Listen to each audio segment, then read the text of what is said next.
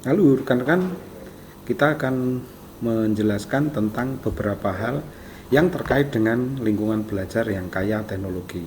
Baik saya menggunakan searching di Google atau saya menggunakan search engine, saya mencoba satu hal karena beberapa yang kita sampaikan kemarin adalah model dari sebuah lingkungan belajar. Nah, sekarang adalah implementasinya.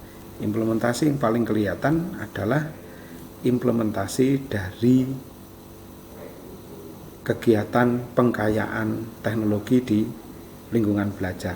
Yang pertama, teknologi itu harus mampu mengambil alih kegiatan pembelajaran yang sementara waktu masih menggunakan konstruksi lingkungan belajar konvensional menjadi lingkungan yang lebih hybrid untuk saat ini. Nah, saya menggunakan sebuah terminologi yang namanya personalized. Nah, terminologi ini sudah banyak ditunjukkan. Ini salah satunya saya mengambil dari search engine di Google ya. Salah satunya saya mengambil Google, di mana personalized learning itu betul-betul menjadi approach ya, educational approach. Nah, pada saat ini terjadi, personalized itu terjadi, maka ada beberapa pertanyaan yang mungkin rekan-rekan bisa melihat dalam konstruk ini, yaitu apa contohnya, kemudian apa yang bisa dilakukan artificial intelligence di personalized learning, bagaimana Anda bisa melakukan personalized learning, dan pertanyaan mendasar apa yang ingin Anda rencanakan setelah melihat kronologis dari personalized learning. Ini yang menjadi pertanyaan kunci yang kita lihat di search engine, salah satunya di Google. Nah, ternyata beberapa universitas sudah mulai menggunakan personalized learning. Salah satu yang membrandingnya adalah BINUS. Itu ada Education Week itu ya, sudah mulai membranding, dan yang paling kuat memang Wikipedia. Ini menunjukkan bahwa personalized learning ternyata sudah mulai digunakan dalam higher education. Nah, sekarang kita melihat kalau personalized learning ternyata juga ada di K-12, di sekolah-sekolah dasar ya, yang selama ini SD sampai SMA dan sederajat. Nah, sudah mulai terlihat seperti itu. Jadi memang konstruksinya sudah tidak lagi menggunakan coverage yang kita sebut konvensional dalam lingkungan belajar. Mereka yang sekarang ini sudah mulai membangun lingkungan belajar yang personalized. Nah, rekan-rekan, jika demikian, maka beberapa hal yang perlu kita siapkan adalah pendekatan ini menarik sebuah implementasi teknologi. Baik, kalau kita melihat lagi implementasi teknologi yang sudah muncul, yang kemarin adalah yang kita tunjukkan pada dalam video sebelumnya. Salah satunya adalah survei, yaitu Top Tools for Learning.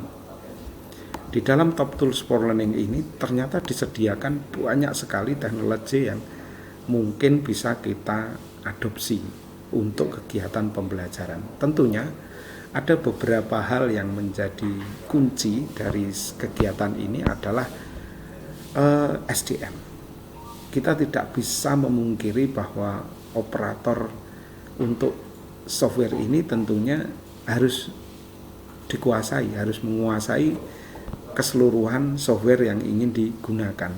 Karena untuk mengoptimalkan software-software ini tentunya masih perlu menggunakan terminologi lingkungan belajar kalau ingin diterapkan dalam lingkungan belajar. Coba kita melihat salah satunya yang ini paling umum sekali, ada beberapa. Nah, salah satunya yang kita kenal saat ini adalah YouTube, atau ini adalah the king of social media. Jadi ini merupakan rajanya dari di media sosial. Tentunya YouTube memiliki peran yang cukup luar biasa. Ini juga sekaligus menunjukkan bahwa pengkayaan teknologi sudah berada pada lingkungan media sosial.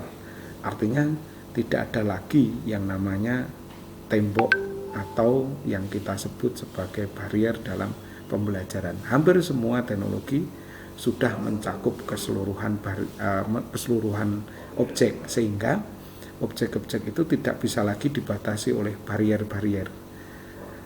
Rekan-rekan, saudara-saudara semua yang menyimak video ini, tentunya kita masih ingat beberapa hal mengenai teknologi yang mungkin bisa kita adopsi, yaitu barrier itu bahkan sudah hilang di seamless technology.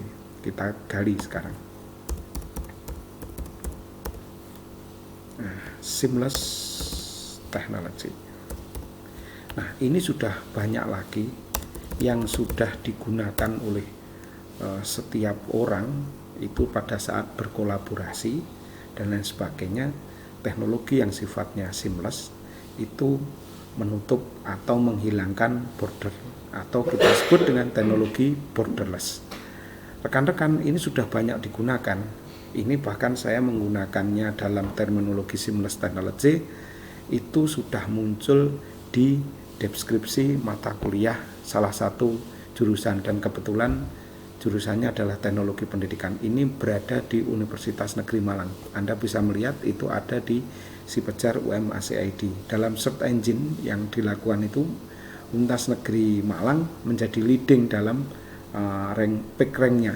Jadi terlihat bahwa teknologi seamless di Sipejar sudah mulai muncul, dan ini mengingatkan kita bahwa terminologi ini tidak lagi barang baru. Rekan-rekan, ini sudah banyak yang menjadi followernya. Nah, ini bahkan ada beberapa di LLDT itu sudah mulai delivering happiness through seamless technology.